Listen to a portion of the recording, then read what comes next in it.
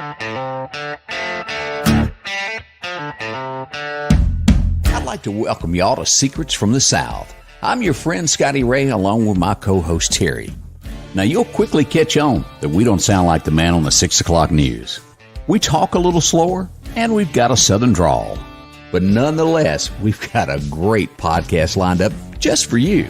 We'll bring you some interesting stories. They're sometimes crazy and a little unbelievable, but it would be just plain impolite not to share them. So get yourself comfortable. Find some southern charm in a glass of iced tea and enjoy.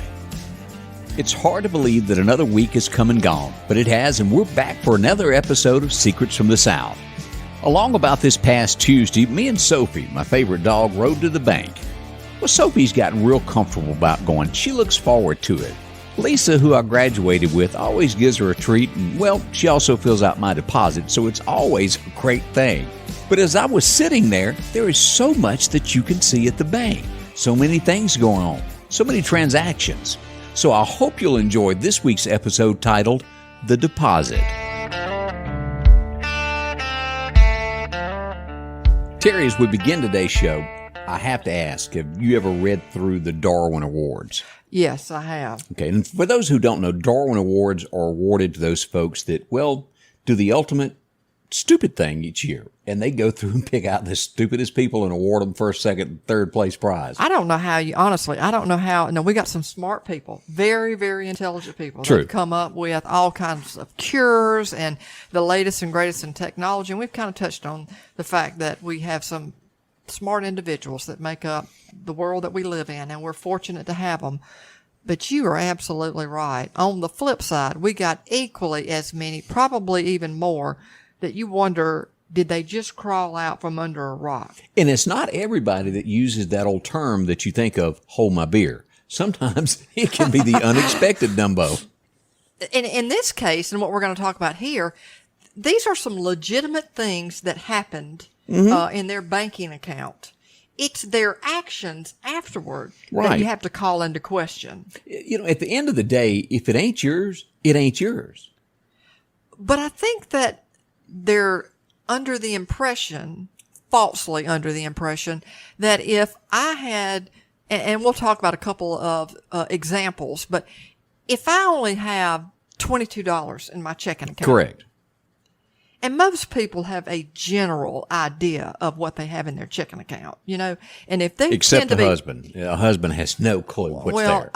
Most husbands may not, but there are a few that may end up being the ones that are actually closer to knowing what's in the account than the female. I happen to be on the flip side. I mean, you've either got somebody, it's either the wife or the husband that's really kind of taking the lead in the finances. And I always just say, give me a check when I need something, and I don't think anything else about it. Well, that's because in your world, you've got your wife who's kind of taking control of the finances. And if she said, hey, we need to curtail the spending this month, then you would know, okay, you need to slow it down. Yeah. What planet are you on where that woman would say that? Well, I mean, it was, come on, Terry. It sounded good. Okay. But most people have an idea, especially if their checking account tends to run on the low side. If you all of a sudden wake up and you go to the bank or get a bank statement or go to your ATM and get a balance, or, sometimes you'll get a receipt. You're going to withdraw $100 and you choose receipt or no receipt. You get a receipt back that says you have $250,000 in your account, or let's say 20 million in your account. Something's wrong. And you know what is bad about what you just said? What? I go through that drive-through and I'll make a deposit and they'll hand you that little slip back. And I never even read it. I just throw it in my arm thing, in between your seats. So you're very trusting of the banking industry. And that's stupid. See, I'm one of these stupid people now. And I think that's a great thing because, we all have to trust who we bank with. But I just don't pay any attention. And the only reason that I say that is because we're human. Accidents may happen. Well, here's a prime example of trusting somebody. I went in and you remember Green, the ugliest truck in the world? Yeah. Okay, I've drug it around and I fixed it.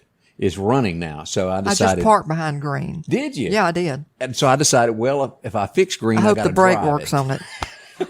So I went on down to the tag office. to get a tag for Old Green. And my truck that I sold, I took that tag and I turned it in, and I didn't pay any attention. And I paid what she said, and I got back to the house, and I thought, I had a credit on that. And then in the mail today, it came of, hey, we meant to give you this, but forgot, and gave me a credit. So they made it good. Yeah.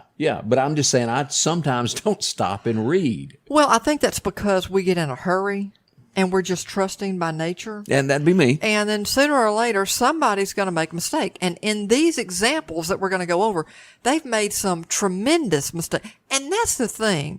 It's like finding, you ever seen where that people will find bags of money that people went to make a deposit? I don't know. Somehow it fell out of something, or there's a suitcase of money, and then you are called into question. And this is where the whole ethics and integrity and all of that stands, is like, do you walk away with that money and nobody knows any different? And in some cases, they may never know any different. Or do you do the right thing and say, you know what, this isn't rightfully mine, so I need to find the owner, because there's some desperate people out there searching for that money. Now, in some cases, it may be, well, that money was not earned legally. Exactly. What was the movie? And you probably know the answer to this. Tommy Lee Jones was in it. Old Men, No Country. Oh, yeah. Do you remember seeing that movie? Exactly. He would have got the money had he not felt sorry for the guy that he thought needed the water. Remember that? And he goes back to give him, and then his whole world was over. But had he just faded away, it would have all been good. And sometimes those don't have good outcomes because those folks are searching for that money. Now, the bad guys that lose money are worse than an honest person. And we all know that. Oh, absolutely. And I mean, they're ruthless. But these are situations where somebody, like we said, has a $20 checking account or $150, whatever, small amount. Or maybe they got a couple thousand. I don't know. And then they wind up finding out that they woke up the next day and they are tons richer. Let's start with this couple that was in, I think this is Pennsylvania. Okay. They have $1,127 in their account. Okay. The next morning, they check their account to pay something, and it's $120,000. So what do they do? Well, the right thing to have done would have been call the bank, or just don't spend it. That you've really got $1,100 and don't go over that. I mean, the bank especially is going to be doing audits all the time. Sooner or later, you think they're going to catch it, and they're going to find out where that was deposited. Because that $120,000 was somebody else's, and, by then they've caught the mistake of, it's not in my account. Exactly. And where is my money? And they're calling. Right. And so after they made that phone call, they went to the people that they accidentally deposited in and opened up their checking account and realized that they had been right on down to the Chevrolet dealership and bought them a brand spanking new SUV, paid cash for it, Terry. They wrote a check. It was good. Well, I mean, they could make good on it right then. Then they went right on down to the Honda dealership and bought 2 4-wheelers. I mean, that probably this day and time, that's somewhere between 15 to 20 for 2 4-wheelers. Right, exactly. In that time frame. Then, well, we need a camper to pull behind the SUV. It's almost like they went on it's not almost like, they went on a spending frenzy. And you would almost think by the way you're explaining the story is, if I go ahead and spend it quickly now, then I can say, well, I don't have it. Yeah. And it'll disappear, and it won't leave a trail in my bank account. And then, of course, your buddies that need to go buy some what made old Milwaukee famous, that needs a little beer money. Let's help them too. They handed out $15,000 in cash to friends and family just to help them out a little bit. Then comes the bad news. What? The bank calls. And they want their money back. They want the money back. And let me see here what it said. Here it is what it says. The bank contacted her and she said, well, we don't have the money anymore, but I'm going to talk to my husband and figure out how we're going to repay this. And then that would be about the last phone call they ever answered from the bank. And then who was the next phone call from? That would have been the Popo. Felony charges, and they were locked up. I mean, but I wonder in what span of time did they find out that they were a lot richer, and then how soon it took them to go buy all that stuff? Because it sounds like they didn't waste time. I think it's 3 to 4 days, if I understand that right. And they sucked. Could you really blow $120,000. You know, what was the Richard Pryor movie years ago to where he got that inheritance? If he didn't spend it all, he didn't get the money that was set aside for him. And I can't think of the name of it to save my soul. I know what you're talking about. Brewster's Millions. Yes, that's it. And that's kind of they had the mentality of, we got to get rid of it. Give me a stamp. Let me spend it. Here's another one, and this is a little bit different spin. And this is from Daily Mail, and this was published this year in June. This just happened. A Florida woman finds, get this number, Scotty, $1 billion has been deposited in her bank account, but no one from the bank, and I won't say the name of the bank, is taking her calls to return it. You're kidding. So in good faith, this is the difference. She recognizes, as most people would, I don't have $1 billion in my account. Most people will never see that many zeros. She said, it says a Florida woman who withdrew $20 from an ATM found that she had become a billionaire, and now says she's struggling to return the cash to its rightful owner. So this lady from right outside of Tampa noticed the massive error. And I would say massive is an understatement. I would say so too on this. After she decided to check her balance on Saturday, only to find out that she had this huge amount, again, $1 billion, sitting in her checking account. And it said that has made her the 615th richest person in America. Although the honest Floridian says she's desperate to renounce the title as soon as possible. Says she's reached out to her local bank, and this is a pretty popular bank, but so far, and it's a big bank, nobody from the organization has returned her call. She's trying to do the right thing. In my luck, it was Guido's money, and Guido really wants his $1 billion. And Guido's going to find out that it's Scotty Ray that took it. And Guido probably has a big black Cadillac. Yeah, and when Guido pulls up at your house, you got a lot of splaining to do. That's right. But I mean, she says, oh my gosh, I was horrified. I know most people would think that they had won the lottery, but I was horrified. When I put in for the $20, the machine came back and said, we'll give you the $20, but that'll cause an overdraft and you'll be charged. And I said, oh, just forget it. It was only when she decided to check the balance that she was alerted to the 9-figure sum. And she says, I know I've read stories about people that took the money or took out money and then they had to repay it. I wouldn't do that anyway because it's not my money. Well, not a lot of people think that way, and we just talked about an example of that. It kind of scares me because with cyber threats, I don't know what to think, she added. She said that with it being the weekend, she found it hard to reach anyone in authority at the bank. I just can't get through. I get tied up with their automated system, and I can't get a person. So it's unclear what caused the glitch that made her a billionaire. And I don't know if she'll ever find out because whoever made the mistake doesn't want that out. They don't, I mean, somebody's going to lose a job. And tellers all the time, they may short a customer. They may overpay a customer. Yeah, and they do their little reconciliation. And then they do the balance, the check, and they'll do the balancing at the end, and they realize, oh my gosh. And they do a ton of balancing. They realize, I'm $100 short. Yeah, right. And they can trace that back, and sometimes there have been numerous examples where they call the customer and say, could you check the envelope? I think we may have given you $100 more. And so they'll say, oh my gosh, you're right. Let me bring the money back. Or they'll find out, or a customer may find out they thought they had, like you said, you didn't check your envelope, and you find out that on the other hand, you've been shorted $100. Well, that $100 has to go somewhere. And sooner or later, there's a paper trail, even with $100. Think about it if it were $1 billion. And this is a major, major bank. And you can't get anybody to call you back when you're saying, look, I mean, it's almost like they didn't take her serious. Right. Well, here's another example. This happened in Baton Rouge, Louisiana, but the figure was even more than what you just said.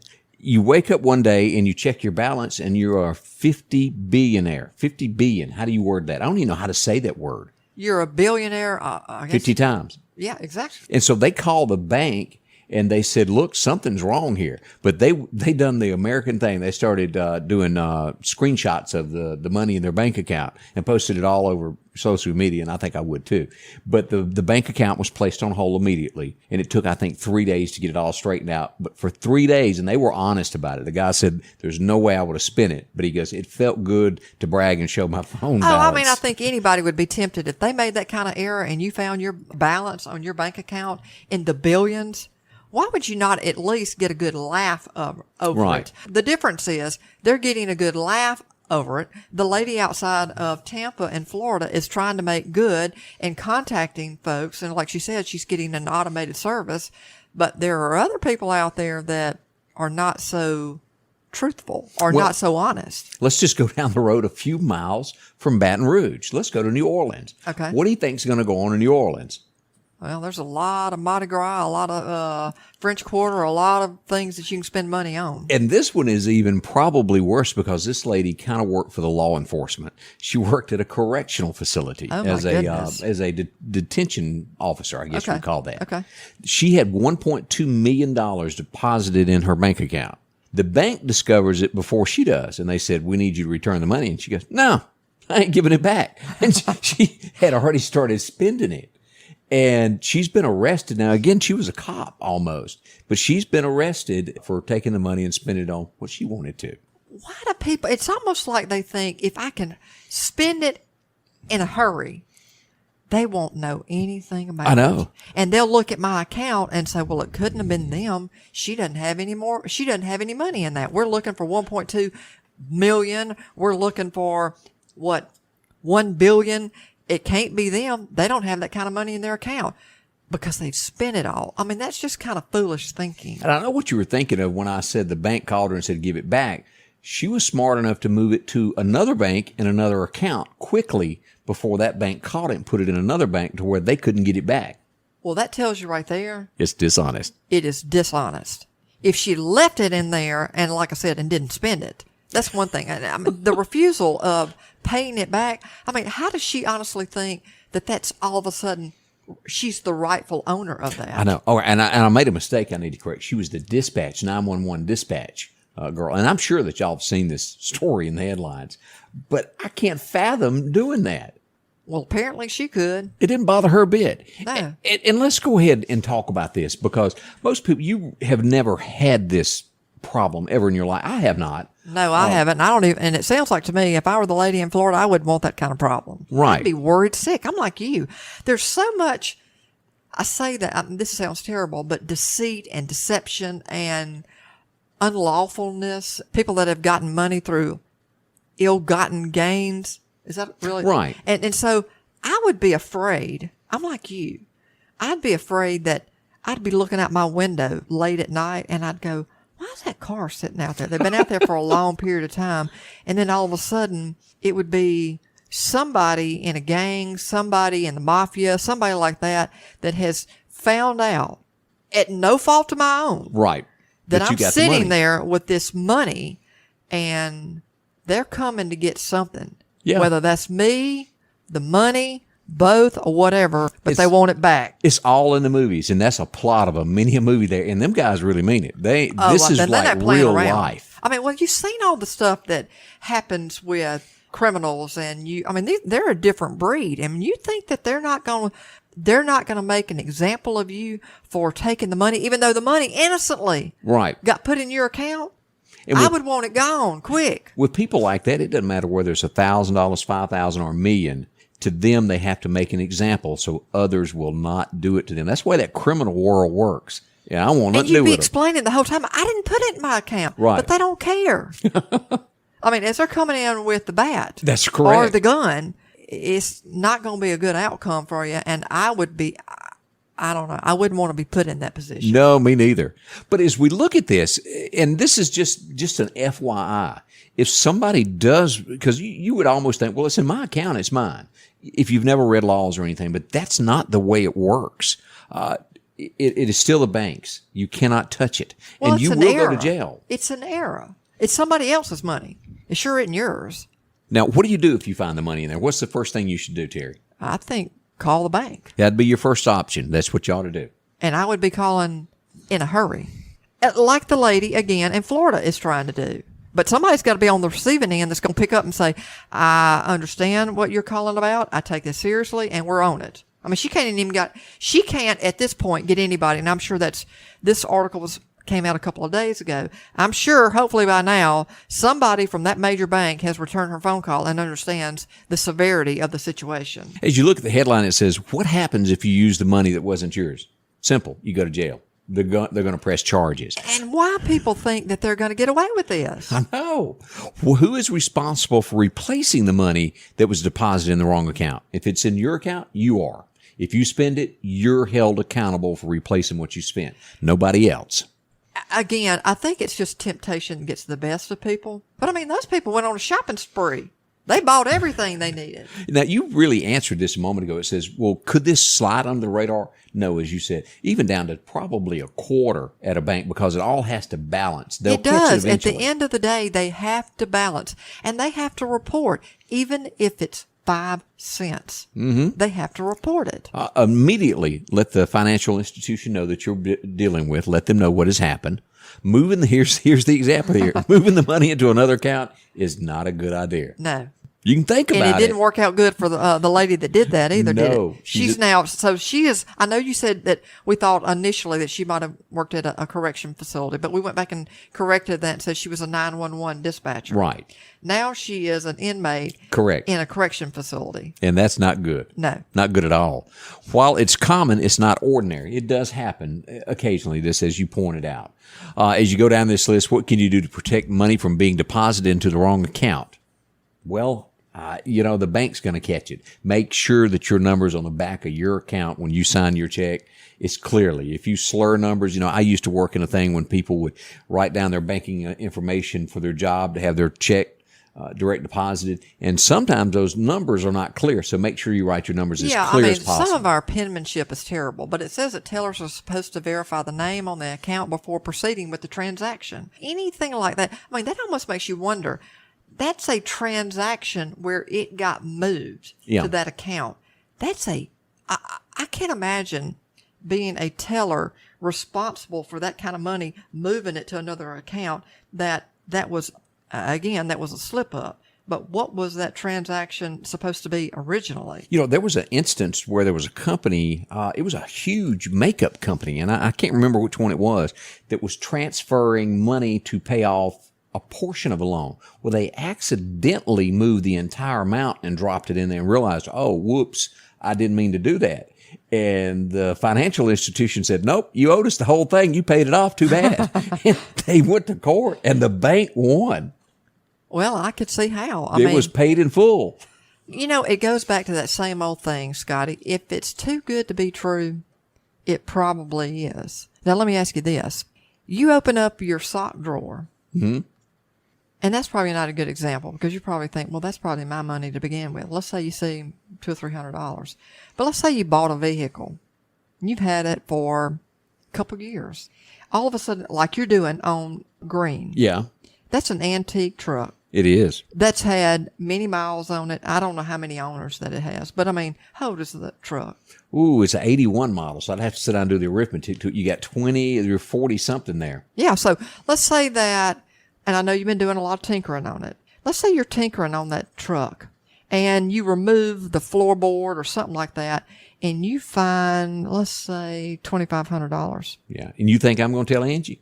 Is that what you're asking? Have you lost your mind? Do you even try to trace who the rightful owner is? How would you know it's cash? Right. And I'm going to go like old Schultz said from, what was the show that, Hogan's Heroes. Okay. I know nothing. I see nothing. So in that situation, you just going to roll on with it. I'm rolling, and Angie ain't knowing a thing.